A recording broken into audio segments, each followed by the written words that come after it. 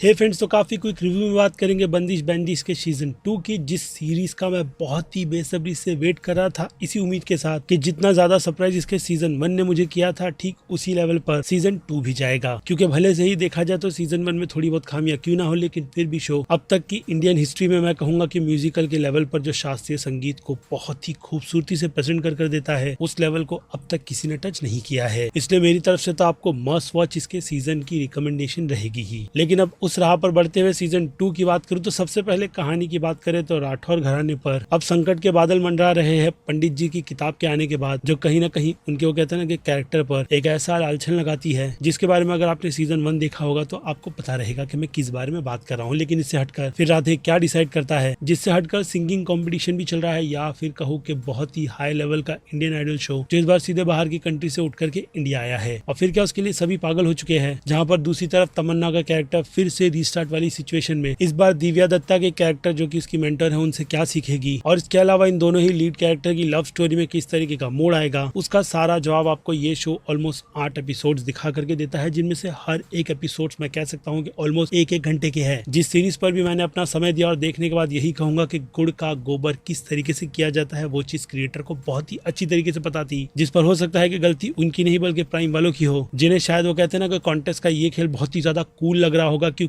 शास्त्रीय संगीत को जिस लेवल पर उन्हें दिखाना था संगीत सम्राट बनने की जर्नी में, वो तो पहले सीजन में कंप्लीट कर लिया गया था, लेकिन उसके बाद उनके पास आइडिया खत्म हो चुका था। इसलिए ये कॉन्टेस्ट जैसा भाई काफी बेकार सी चीजें शो में इंट्रोड्यूस करवा करके अब उसे कैसे खराब किया गया है, उन डिटेल्स पर बढ़ूं तो उससे पहले आते हैं पॉजिटिव पॉइंट पर, जिनमें ऑब्वियसली शो के म्यूजिक को तो मैं प्रेस करूंगा ही, जो फिर से बहुत ही ज्यादा डेडिकेशन के साथ लिखे गए हैं, तो उसी डेडिकेशन के साथ उसे परफॉर्म भी करवाया गया है, लेकिन फिर से कहूंगा पहले सीजन की तरह नहीं। लेकिन इसके अलावा गानों की बात की जाए तो उनमें वो दर्द नहीं है, और ना ही उस तरीके की डेडिकेशन कि हम उन सारे ही गानों को सुन करके पहले सीजन की तरह झूम उठे कि भाई क्या ही गाना सुना दिया, जो पूरा समा मेरे लिए तो इस पूरे सीजन में यानी कि सीजन 2 में बिल्कुल ही गायब सा रहा। हालांकि एक दो सॉन्ग की पकड़ काफी ज्यादा अच्छी थी, लेकिन उसके बाद संगीत को इंटरनेशनल लेवल के हर एक सॉन्ग्स की कैटेगरी के साथ में मिला करके सॉन्ग्स की खिचड़ी बना करके जो प्रेजेंट की गई है, वो अभी के लिए तो मैं बिल्कुल भी देखना नहीं चाहता था, जिसमें इस बार भी एक्टर्स अपनी अच्छी सी परफॉर्मेंस देते हुए शो की किसी न किसी तरीके से वो कहते हैं ना कि बागदौड़ को संभाल कर रखने की कोशिश करते हैं, जिसके लिए अगर आप शो उस लेवल पर डीप डाइव कर नहीं देखते हो तो आपको मेरे हिसाब से सीजन 2 भी ठीक ही लगेगा। लेकिन अब यहाँ से प्रॉब्लम की बात शुरू करूँ तो वो संगीत सम्राट बनने के बाद की सिचुएशन की है, जिसमें भले से ही पंडित जी की डेथ क्यों ना हो गई हो, लेकिन उसके बाद संगीत सम्राट और उसके बाद बाकी दूसरी जुगलबंदी, क्योंकि इंडिया में सिर्फ एक ही संगीत सम्राट नहीं बल्कि दूसरे और भी चीजें होगी, जिन सबको राधे के कैरेक्टर के लिए एक्सप्लोर ही नहीं करवाया गया, क्योंकि तब जाकर के मैं उसके बिलीव और वो कहते हैं ना कि घरानों को एक साथ रखने की बात काफी ज्यादा लॉजिक की लगती, क्योंकि आपने बस एक कॉम्पिटिशन ही जीता है, जिसके बाद जाकर के आप खुले तालाब में उतरते हो, यानी कि आप ही की कम्युनिटी के बाकी दूसरे लोगों से मिलते हो, जिसके बाद आपका पालक किससे पड़ा है और आप सच में कितने बड़े सम्राट हो। उस वे में अगर ये शो आगे बढ़ता तो और भी देखने में बहुत ज्यादा इंटरेस्ट आता। भले से ही तमन्ना के कैरेक्टर को पूरी तरीके से हटा करके अभी के लिए तो इस सीजन से थोड़ा दूर रखना चाहिए था, लेकिन नहीं, उन्हें वो कहते हैं ना कि